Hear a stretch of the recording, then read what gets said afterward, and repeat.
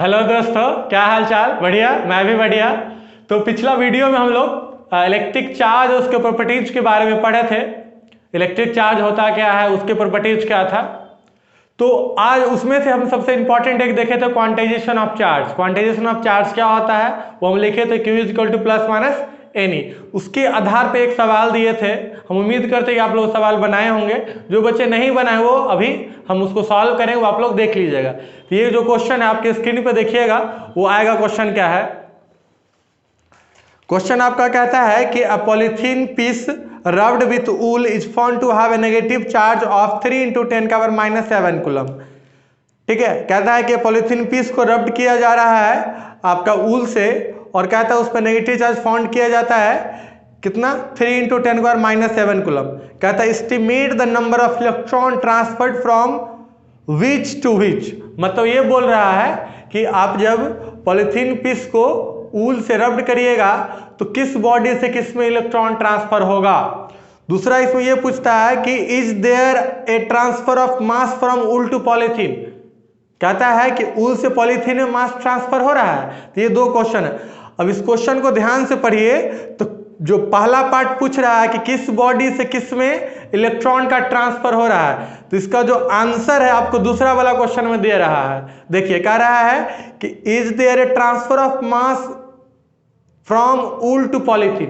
क्या वूल से पॉलीथीन में ट्रांसफर हो रहा है? इसका मतलब एकदम क्लियर है कि जो इलेक्ट्रॉन है वो वूल से पॉलीथीन में ट्रांसफर हो रहा है। तो पहला आंसर तो पता चल गया किस से किस में ट्रांसफर हो रहा है। तो कह दीजिएगा वूल से पॉलीथीन में ट्रांसफर हो रहा है। कितना नंबर ट्रांसफर हो रहा है तो हम लोग देखते हैं।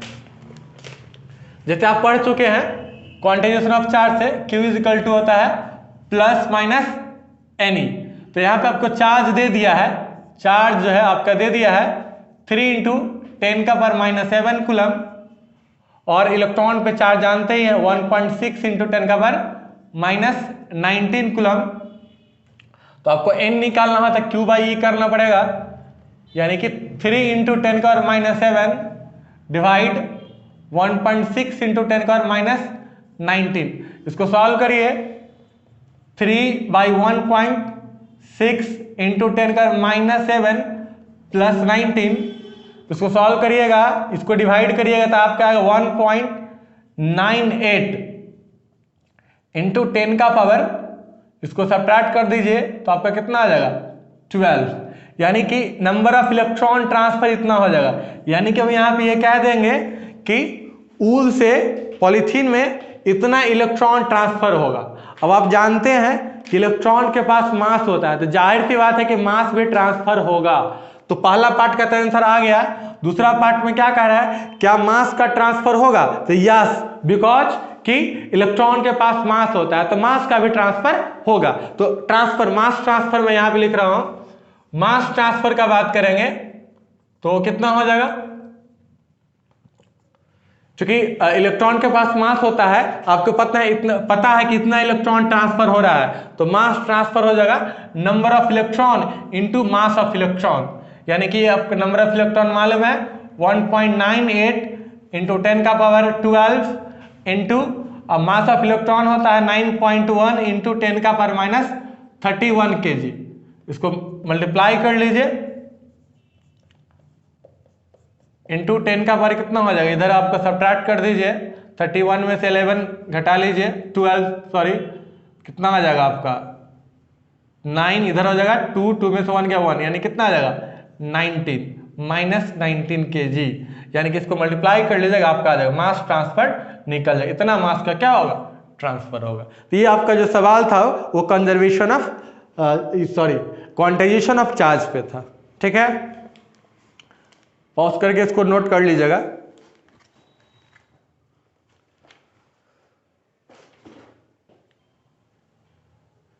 चलिए, तो अब हम लोग क्लॉम्स लॉ पढ़ने वाले हैं। क्लॉम्स लॉ क्या होता है, बहुत इंपॉर्टेंट है, क्योंकि इससे बहुत सारा न्यूमेरिकल्स बनेगा। तो क्लॉम्स लॉ क्या होता है? तो क्लॉम्स लॉ का स्टेटमेंट आप लोग याद कर लीजिएगा, मैं लिख दिया हूं। पहले स्टेटमेंट को समझ लीजिए। स्टेटमेंट क्या कहता है? कहता है the force of interaction between 2 point charges is directly proportional to the product of magnitude of point charges and inversely proportional to square of separation between them. क्या कहता है तो समझिए, कूलॉम्स लॉ कहता है कि मान लीजिए एक पॉइंट चार्ज ये है और एक पॉइंट चार्ज ये है। मान लेते ये चार्ज आपका Q1 है और ये वाला चार्ज क्या है, Q2 है। दोनों के बीच का डिस्टेंस R है, मान लेते हैं R जो है दोनों के बीच का डिस्टेंस है। तो जानते ही है कि पॉइंट चार्जेस है तो उसके बीच में अट्रैक्शन या फिर रिपल्सन हो रहा होगा। हम यहाँ पे ये चीज नहीं बता रहे कि अट्रैक्शन होगा कि रिपल्सन होगा, वो हम लोग इसका कूलॉम्स लॉ करेंगे, वेक्टर फॉर्म कूलॉम्स लॉ का करेंगे तो वहां पे समझ में आएगा। फिलहाल हम लोग देखते हैं मैग्नीट्यूड का ही बात करें, डायरेक्शन का हम बात नहीं कर रहे हैं। तो क्या कहता है कि ये पॉइंट चार्जेस है Q1 Q2, दोनों के बीच का डिस्टेंस है मान लेते हैं R। और ये एक चीज और ध्यान रखिएगा कि ये आपका जो है पॉइंट चार्ज है ये फ्री स्पेस में है। फ्री स्पेस का मतलब होता है एयर या फिर वैक्यूम। ये क्या कहता है कि दोनों के बीच को जो फोर्स लगेगा, दैट इज जो फोर्स लग रहा है मान लेते हैं F है, F प्रोपोर्शनल होगा product of magnitude of charges. और दूसरा क्या कहता है, inversely proportional to square of distance या फिर सेपरेशन बिटवीन देम। देखिए अब ये दोनों को कंबाइन करिए, क्या करिए, इसको कंबाइन करिए। तो कंबाइन करिएगा, ऑन कंबाइनिंग, इसको कंबाइन करने पे कंबाइनिंग वी गेट, आप कंबाइन करिएगा तो क्या मिलेगा, F is proportional to Q1 Q2 by R square. Proportional का साइन हटाइएगा, क्या आता है, कांस्टेंट आता है। यहाँ पे कांस्टेंट होगा, उसको हम मान लेते हैं K है, तो F इजिकल टू मान लेते हैं K Q1 Q2 by R square. जहां पर K को बोलते हैं constant of proportionality, constant of proportionality, constant of proportionality. और इसका वैल्यू जो होता है वो आपका होता है 1/4 pi epsilon not. Epsilon not, इसको इप्सिलॉन पढ़ते हैं और जीरो को नॉट बोलते हैं, जीरो को नॉट बोलते हैं, यानी कि ये होता है 1/4 पाई इप्सिलॉन नॉट। इसका वैल्यू होता है 9 इंटू 10⁹ न्यूटन मीटर स्क्वायर पर coulomb square. Newton metre square पर कूलम स्क्वायर। ये आपको याद रखना है कि ये एयर में है। ये कहाँ पे, ये जो पॉइंट चार्ज रखे हैं ये आपका क्या है, एयर में है। यहाँ पे जो आपका ये है इप्सिलॉन, इसको बोलते हैं एब्सोल्यूट परमिटिविटी। जहां पर इप्सिलॉन को बोलते हैं absolute permittivity of the free space. Free space मतलब एयर या फिर वैक्यूम। और इसका जो वैल्यू होता है वो मैं यहां पे लिख रहा हूं। इसका जो वैल्यू होता है, एप्सिलॉन का वैल्यू जो होता है वो होता है आपका 8.85 इंटू 10⁻12 यूनिट। इसका उलट दीजिए, यानी कि न्यूटन इनवर्स मीटर का पावर -2 कूलम स्क्वायर। ये आपका इसका क्या होता है, यूनिट होता है। अब यहाँ पे एक चीज है कि अगर एयर में या फिर आप कह दीजिए वैक्यूम में अगर दो पॉइंट चार्जेस को रख रहे हैं तो F इक्वल टू हम लिखेंगे K Q1 Q2 by R square. जहां पर K का वैल्यू 1/4 पाई इप्सिलॉन नॉट होता है और उसका वैल्यू होता है आपका 9 न्यूटन का पावर 9। यानी कि इसको आप ऐसे भी लिख सकते हैं, F को F इक्वल टू ऐसे लिख सकते हैं 1/4 pi epsilon naught Q1 Q2 by R square. F equal to 1/4 pi epsilon naught Q1 Q2 by R square. अब यहां पे कहता है ये जो आपका पॉइंट चार्ज है इसको अगर किसी मीडियम में प्लेस कर दीजिएगा तो क्या होगा। तो मान लेते हैं इफ ए पॉइंट चार्जेस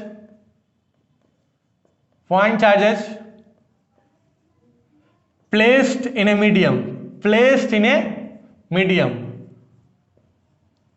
तो देन F को वैल्यू लिखेंगे F डैश लिखेंगे K dash Q1 Q2 by R square. और इस केस में इस केस में k डैश का जो वैल्यू होगा उसको लिखेंगे 1/4 pi epsilon, 1/4 pi epsilon, epsilon बोलेंगे परमिटिविटी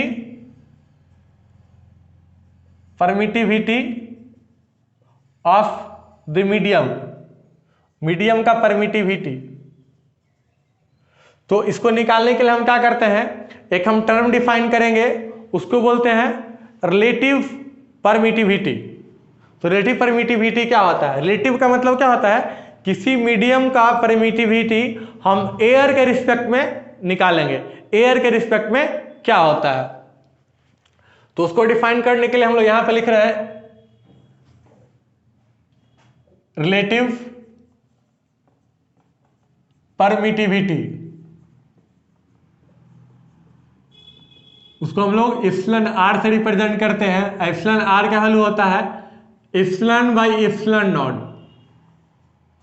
एप्सिलॉन आर का वैल्यू होता है एप्सिलॉन बाई एप्सिलॉन नॉट। इसको जरा सॉल्व करिएगा तो यहां से आप लिख सकते हैं epsilon is equal to epsilon r गुने epsilon nought, therefore F dash का वैल्यू आप ये लिख सकते हैं 1/4 pi epsilon nought into epsilon r Q1 Q2 by are square.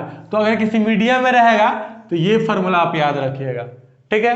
तो एक बार देख लीजिए फिर से, कहता है कि 2 पॉइंट चार्ज के बीच जो फोर्स लगेगा वो आपका होगा F is equal to K Q1 Q2 by are square, जहां पर K का वैल्यू आपका दिया हुआ 9 × 10⁹। एप्सिलॉन का वैल्यू क्या होता है वो यहाँ पे लिख दिया हूं मैं, ये याद भी रखिएगा, सवाल में नहीं देगा, आगे हम लोग गॉस लॉ पढ़ेंगे तो वहां पे जरूरत पड़ेगा, वहां पे हम लोग बहुत सारा सवाल बनाएंगे डायरेक्टली इसका यूज करके। उसके बाद अगर किसी मीडियम में प्लेस कर देगा तो उस केस में इसका वैल्यू चेंज हो जाता है, और चेंज करने के लिए उसको हम लोग एप्सिलॉन से रिप्लेस करते हैं। एप्सिलॉन जो होता है परमिटिविटी ऑफ मीडियम होता है, जो भी मीडियम होगा आपका, वाटर हो सकता है या फिर कोई भी मीडियम रहेगा तो, और उसको डिफाइन करने हम लोग रिलेटिव परमिटिविटी निकालते हैं। रिलेटिव परमिटिविटी मतलब permittivity of the medium with respect to air, यानी कि या फिर फ्री स्पेस कह दीजिए, और उसको हम लोग इस तरह लिखते हैं।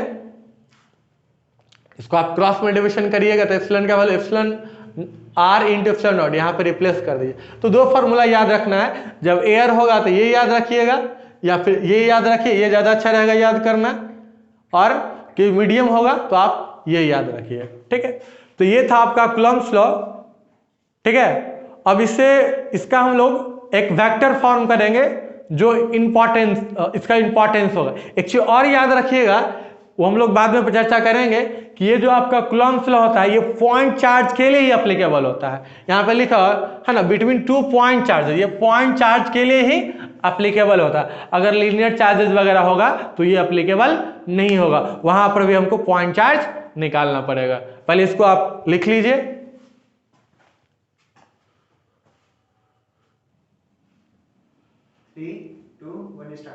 अब हम लोग कूलम्ब्स लॉ का वेक्टर फॉर्म करते हैं।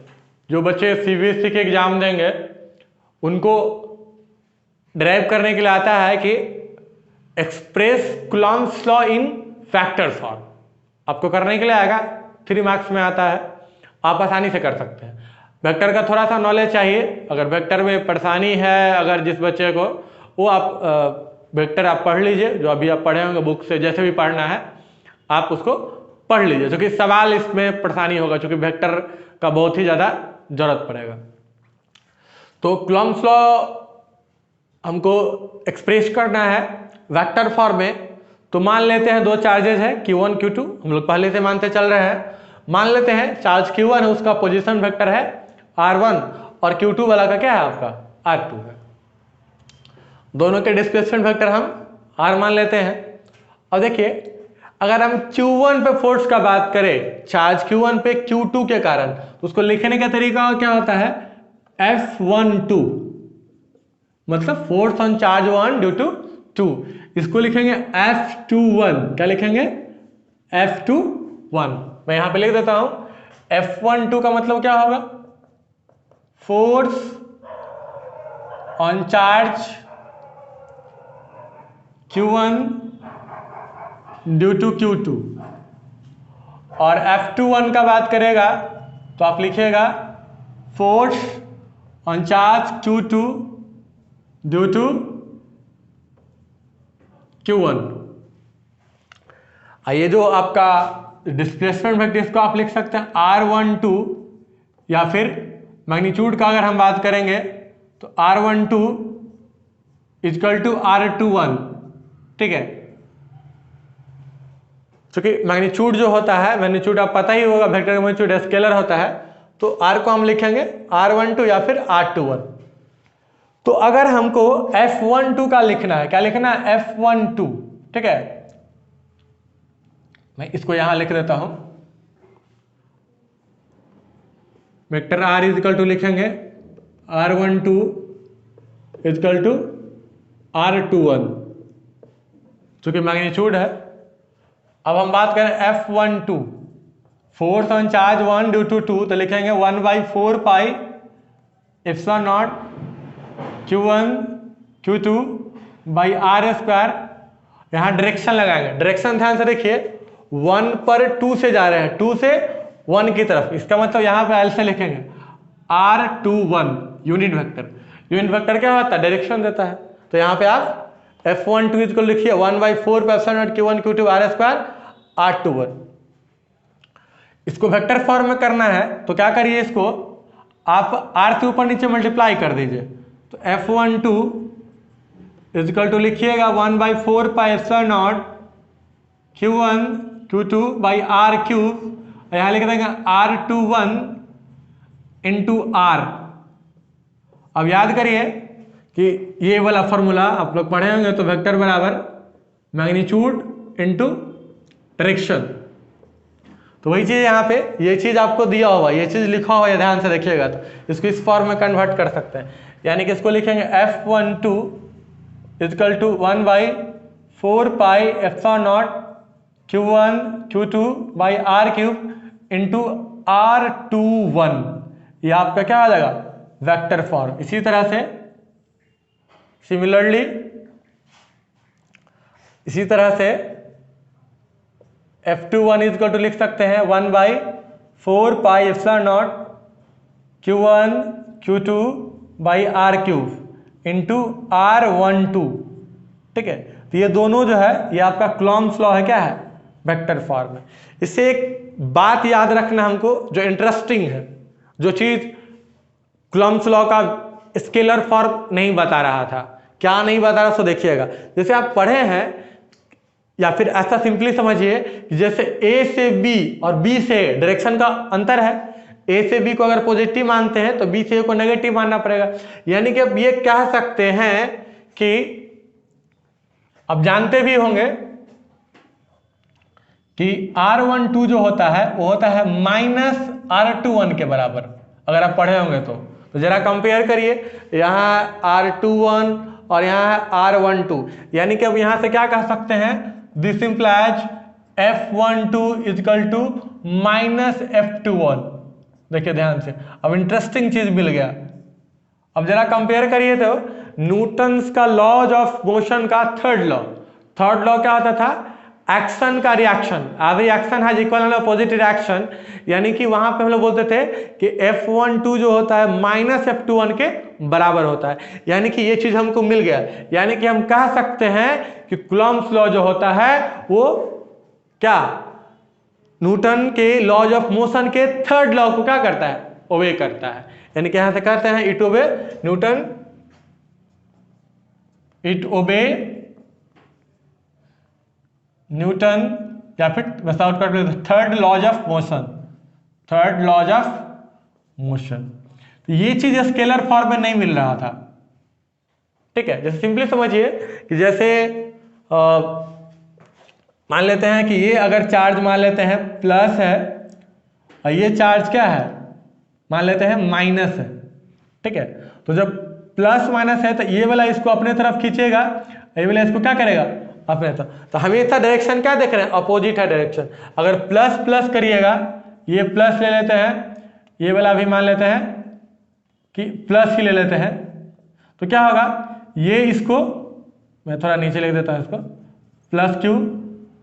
प्लस क्यू, ये इसको इस तरफ रिपेल करेगा, ये इसको इस तरफ रिपेल करेगा। तो हमेशा क्या होता है? डायरेक्शन अपोजिट होता है। तो इससे ये चीज देखिए सेटिस्फाई हो रहा है।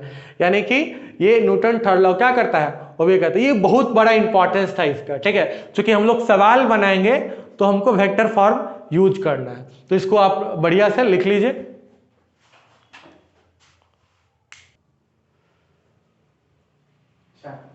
चलिए, तो अब हम लोग ये आपका कूलम्ब्स लॉ के बारे में कुछ इंपॉर्टेंट पॉइंट जो काम का है वो मैं बता देता हूं। जैसे कि अभी हम लोग देख चुके हैं कि ये न्यूटन थर्ड लॉ क्या करता है, ओबे करता है। दूसरा होता है इसको बोलते हैं it obeys inverse square law. Inverse square law, जो भी फोर्स इस फॉर्म में मिले एफ इज इनवर्सली 1/r², तो बोलते हैं उसको इनवर्स। यहाँ से वीडियो काट देना ना, यहाँ से वीडियो काट देना यहाँ से। अब बोलिए। हाँ ठीक है, तो आगे हम लोग इसके इंपॉर्टेंट पॉइंट्स के बारे में हम लोग बात करते हैं। कूलम्ब्स लॉ का छोटे छोटे क्वेश्चंस पे आ सकता है, पूछ सकता है, ठीक है। ऑब्जेक्टिव के लिए ये इंपॉर्टेंट है। तो ये जैसे कि पहला बात है कि ये न्यूटन्स के लॉज ऑफ मोशन के तीसरे लॉ को ओबे करता है। दूसरी बात है कि इनवर्स स्क्वायर लॉ को ओबे करता है, यानी कि इस फॉर्म में जो फोर्स मिलेगा एफ इज इनवर्स 1/r², जिसको हम लोग बोलते हैं इनवर्स स्क्वायर लॉ। ये सेंट्रल फोर्स, सेंट्रल फोर्स मतलब जो लाइन ज्वाइनिंग फोर्स होता है, जैसे ये क्या है Q1 था, ये क्या था Q2 था, ये लाइन ज्वाइनिंग फोर्स है। जो लाइन ज्वाइनिंग फोर्स होता है ना, उसको बोलते हैं सेंट्रल फोर्स। क्या बोलते हैं, सेंट्रल फोर्स। इसका एक बहुत बड़ा लिमिटेशन है, it is applicable only for point charges. आप इसको सिर्फ पॉइंट चार्ज के लिए ही अप्लाई कर सकते हैं, ठीक है।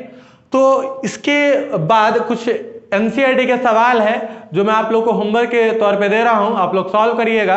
मैं इसको अगले क्लास में डिस्कस करूंगा। सवाल है एनसीईआरटी का क्वेश्चन 1.1, 1.2, 1.12 एंड 1.13। 4 सवाल है, आप लोग बनाइएगा, ठीक है। Thank you.